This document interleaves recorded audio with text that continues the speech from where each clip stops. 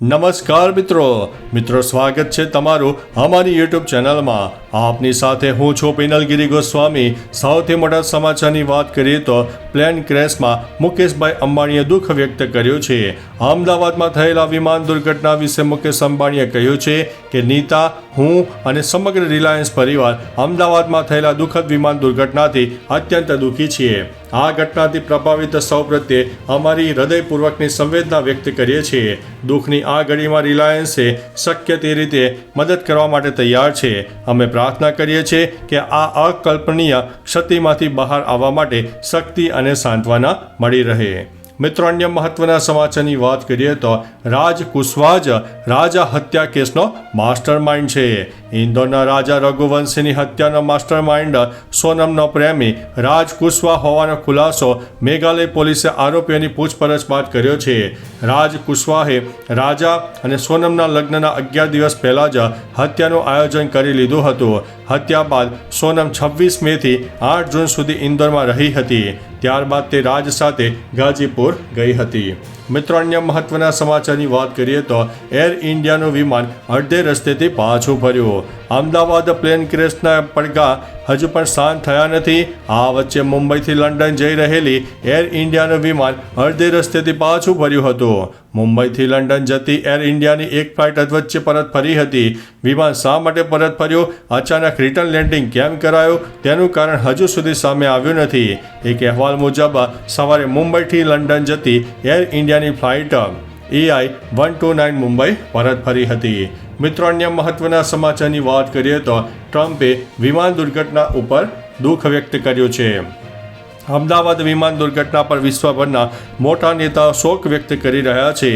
હવે અમેરિકી રાષ્ટ્રપતિ ડોનાલ્ડ ટ્રમ્પે પણ દુઃખ વ્યક્ત કર્યું છે। ટ્રમ્પે કહ્યું છે કે મેં તેમને એટલે કે ભારતને પહેલેથી જ કહી દીધું છે કે અમે જે પણ કરી શકીએ તે કરીશું। તે એક મોટો દેશ છે અને એક મજબૂત દેશ છે અને તેઓ તેને સંભાળી લેશે। મને પૂરો વિશ્વાસ છે કે એક ભયંકર અકસ્માત આ જોવા મળ્યો છે।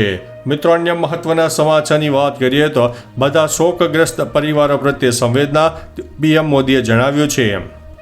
અમદાવાદ પ્લેન દુર્ઘટના સ્થળનું નિરીક્ષણ કર્યા બાદ પીએમ મોદીએ એક્સ ઉપર લખ્યું છે કે અમદાવાદમાં થયેલા હવાઈ હુમલાથી આપણે બધા ખૂબ જ દુઃખી છીએ।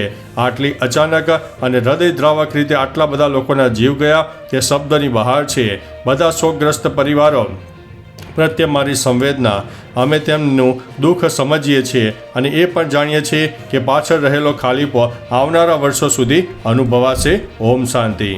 મિત્રો, અન્ય મહત્વના સમાચારની વાત કરીએ તો બોમ્બની માહિતી બાદ એર ઇન્ડિયાના વિમાનનું ઇમરજન્સી લેન્ડિંગ। સવારે 9:30 વાગે થાઇલેન્ડના ફુકેતથી દિલ્હી આવી રહેલ એર ઇન્ડિયાની ફ્લાઇટ નંબર EI-379નું ઇમરજન્સી લેન્ડિંગ કરવામાં આવ્યું। વિમાનમાં બોમ્બ હોવાની જાણ થતાં આ કાર્યવાહી કરાઈ હતી અને વિમાનમાં કુલ 156 લોકો સવાર હતા। મિત્રો, અન્ય મહત્વના સમાચારની વાત કરીએ તો ઈરાનમાં રહેતા ભારતીયો માટે એડવાઇઝરી જારી। ભારતીય દૂતાવાસે ઈરાનમાં રહેતા ભારતીય નાગરિકો માટે એક એડવાઇઝરી જારી કરી છે। દૂતાવાસે કહ્યું છે કે ઈરાનની વર્તમાન પરિસ્થિતિને ધ્યાનમાં રાખીને અહીં રહેતા તમામ ભારતીય નાગરિકો અને ભારતીય મૂળના લોકોને વિનંતી છે કે તેઓ સતર્ક રહે, બધી બિનજરૂરી પ્રવૃત્તિઓ ટાળો, દૂતાવાસના સોશિયલ મીડિયા એકાઉન્ટ્સને ફોલો કરો અને સ્થાનિક અધિકારીઓ દ્વારા સલાહ આપવામાં આવેલ સલામતી પ્રોટોકોલનું પાલન કરો।